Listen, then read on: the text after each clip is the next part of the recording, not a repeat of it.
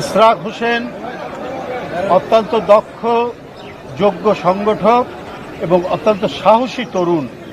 আমরা ফ্যাসিবাদ বিরোধী সংগ্রামে আমরা তার নেতৃত্ব দেখেছি, আমরা তার অকুতভয় লড়াইয়ের নমুনা দেখেছি।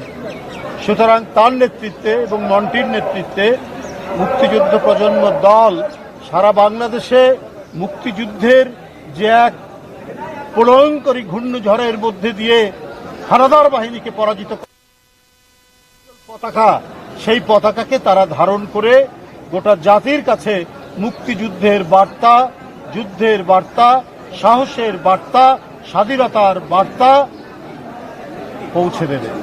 আর সারা দেশে কমিটি হবে, কাজে কারোর কোনো ইয়ে নাই, সুতরাং অসুবিধা নেই। আপনাদের সামনে তাদের অঙ্গীকার হচ্ছে এরপর থেকে তারা জেলায় জেলায়, উপজেলায় উপজেলায় মুক্তিযুদ্ধ প্রজন্ম দলের তারা কমিটি গঠন করবে এবং কমিটির মাধ্যমে সারা দেশে এই সংগঠনটিকে ছড়িয়ে দেবে। কারণ যারা মুক্তিযুদ্ধ করেছেন সরাসরি উলফাত ভাইরা, তাদের বয়স হয়ে যাচ্ছে। আল্লাহ তাদের দীর্ঘ জীবন দান করুক, কিন্তু কতদিন বাঁচবে সেটা তো আল্লাহর উপরে। কিন্তু এখন এই প্রজন্ম দলই মুক্তিযুদ্ধের ইতিহাস, মুক্তিযুদ্ধের চেতনা ধারণ করে নতুন প্রজন্মের কাছে তারা ছড়িয়ে দেবে, এটা আমাদের বিশ্বাস।